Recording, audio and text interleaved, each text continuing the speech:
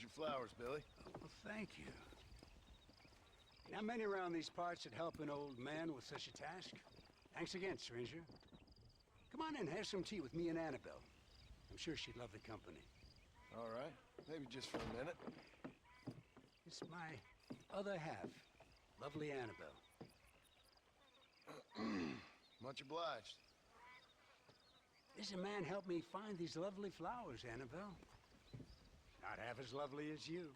Yeah, no, you don't look a day over 30, ma'am. Wait, it's the fine air and the good living up here in New Austin that keeps us so young and full of vigor. Annabelle was mentioning she wants to go up to Blackwater, ride one of those newfangled motor cars. Huh? No bumpy old horse carriage for my angel. That's a good idea, Billy. I should get going. Well, you haven't had your tea. And Annabelle baked her special blackbird pie. Yeah, I'm sorry, Billy. I must have forgot. I've got an appointment with Planet Earth. Nice to meet you, ma'am. Farewell, John. Stop by any time. Oh, we play bridge on Thursdays.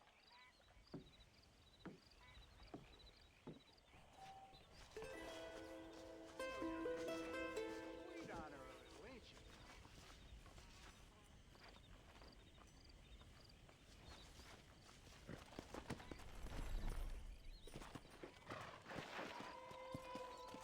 Let's go.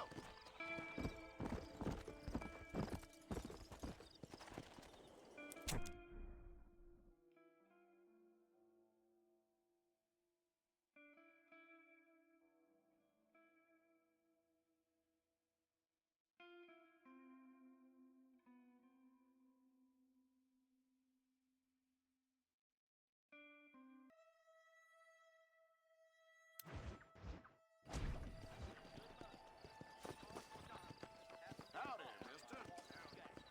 Really?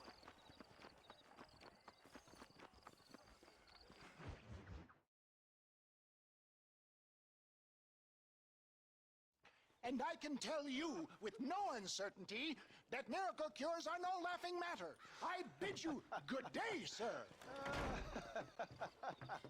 Oh, Mr. Marston, good to see you. How have you been keeping? I'm well, Mr. Mr. West Dickens. Nigel West Dickens of Eastcheap, London, New Waverly, New York, and Armadillo, New Austin. At your service. At my service. At everyone's service.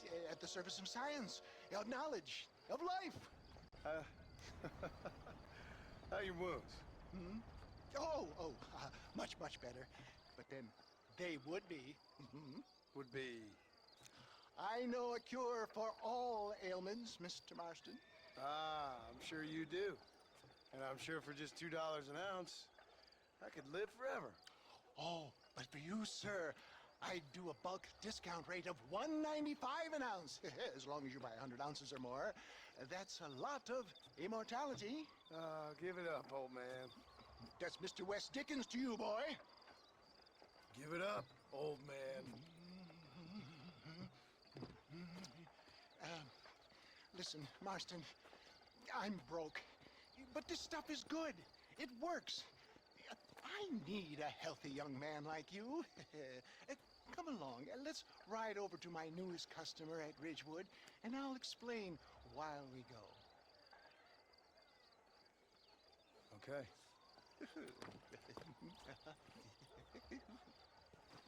Head for Ridgewood Farm, John, and hurry. There are people there in dire need of my tonic.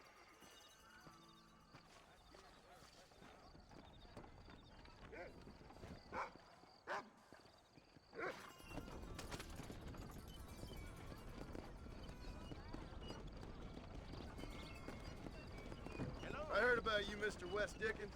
And I about you, John Marston. Hoodwinking the weak, gullible out of their hard-earned money. My dear book, You're as full of wind as a horse with the collar. I have been blessed with the gift of language, and for that I will not apologize. But the West Dickens elixirs speak for themselves. My thousands of happy customers attest to that.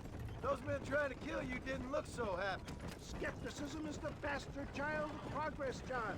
Knowledge makes a fool into a doubting Thomas. It's the cross I bear as a pioneer in the fields of commerce and medical research. You seem to be mistaking me for an idiot. My tonic cures all known ailments, that I can guarantee you. But, for the sake of argument, even if it didn't, if my tonic is such a sham, how do you explain the fine metal in which you find me? Last time you saw me, I was knocking at death's door. You should thank the doctor for that. I reckon you were acting it up worse than it was. Act I can, John. A more convincing Othello there has never been. And so shall you, a fair Iago or Cassio make. I don't like the sound of this. Showmanship, John. The flourish. The bow. We are operating in a competitive marketplace. And how does this involve me? Get back on the road! We'll have nothing left by the time we get to Ridgewood. We're going to use your God-given talents to our advantage. I'm really starting to regret I'll drop this. you off at the outskirts of Ridgewood. That way, it won't look like we came together. Once I'm set up, saunter nonchalantly into the crowd that is sure to be forming. Eventually, I will call you up to try my tonic. After extolling the virtues, I will have you perform a few feats of wonder to amaze and impress the paying public. Such as? Oh, nothing out of the ordinary for a man in your line of work, I assure you. So it is all a sham. No, just a little innocent ballyhoo to grease the wheels of enterprise, that's all. Do you think that buxom young girl you see on the Voyage camera posters knows the first thing about photography? Best you alight here, dear boy, so no one sees us arriving together. See you shortly, and remember, showmanship.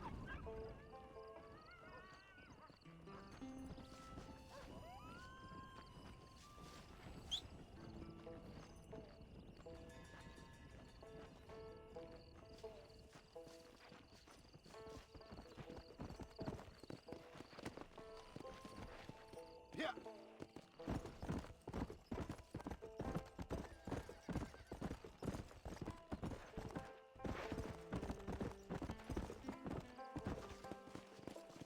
Whoa.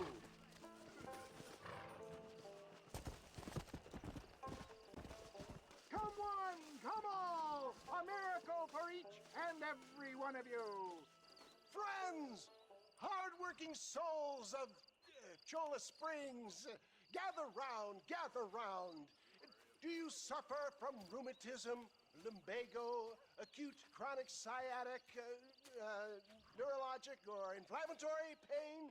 Well, I represent the only company that makes the genuine article that cures headaches, neuralgia, earache, toothaches, backache, swelling, sprains, sore chests, swelling of the throats, contracted cords and muscles, anxieties and ravaged nerves, stiff joints, wrenches, dislocations, cuts and bruises, and it adds vitality and vigor to the healthy man.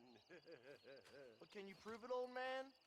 Oh, I'm sure there's some customer here who could prove the qualities of it by taking a drink right now. You, sir, come up here. Step right up.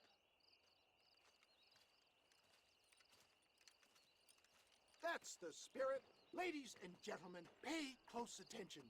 This poor, wretched volunteer, entirely unknown to me, will demonstrate the effects of Dr. West Dickens' own patent tonic.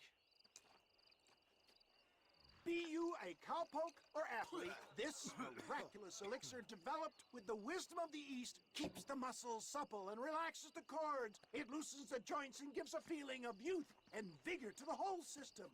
Not possible, I hear you say. Well, doubt no longer.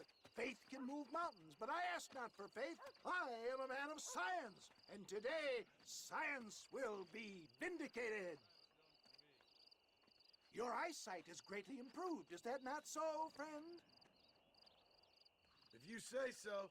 That's right, it is. You heard him. What a good sport you are, sir.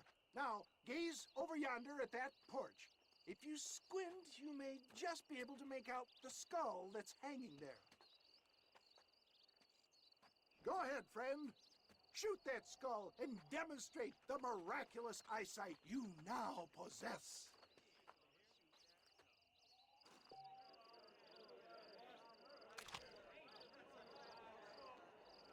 Remarkable! The eyesight of an eagle, granted by imbibing Dr. West Dickens' own patent tonic. Anybody can make that shot. This man is a fraud. If your eye's so damn sharp, why don't you try shooting my hat out of the air? My friends, our test case has been challenged to shoot a gentleman's hat out of the sky above our heads. You can fool these people, but you ain't fooling me. Right. Let's just see how sharp you is with a moving target. Here it comes.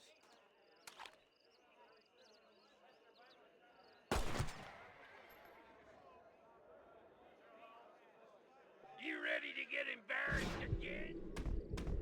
Have you ever seen such an eye? Behold the power of the elixir, plucked out of the sky. Hey! Hey! What? You think you can put a hole in a man's hat and just walk away, do you? It don't work like that around here, mister. Come on! Are you a man or not? A challenge of battle has been offered to our volunteer. Prepare for a display of Herculean brawn. This is about to... Eyes!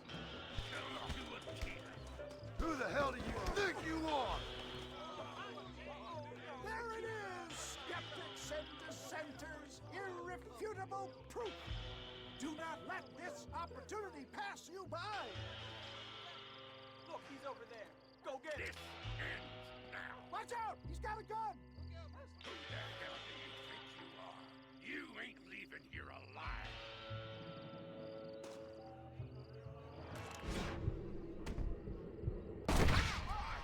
Marvelous shot, dear boy. The kind of deadly accuracy that can only be afforded by the West Dickens elixir. Come, I have plenty for all. You'll be fine. Get out of my way. Hey, where are you going? I want a bottle. Get me a bottle, please. One of them right here. No harm in trying one bottle, I suppose. Well, I think that went kind of well, don't you? I'm just glad that my normal job involves either chasing after cattle or murderers. Not the likes of you, mister. Don't be like that. Now, if you'll excuse me, I'd like to say my goodbyes, head on back to the real world. Wait, sir. I've been thinking about your predicament, and I think I may have an idea. I've been thinking I could be your cunning Odysseus. Beware of the Greeks bearing gifts, sir. Williamson had better beware. We will make them into Trojans. I don't rightly get you. I want you to go and see my old friend Seth. He can come across as a little curious, but I'm sure you two will get on. He's most often found at Coots Chapel. He's very devout. Why see him? Because between him and me, we can get those gates to open for you, and you can walk right in, just like in Homer's great Trojan yarn!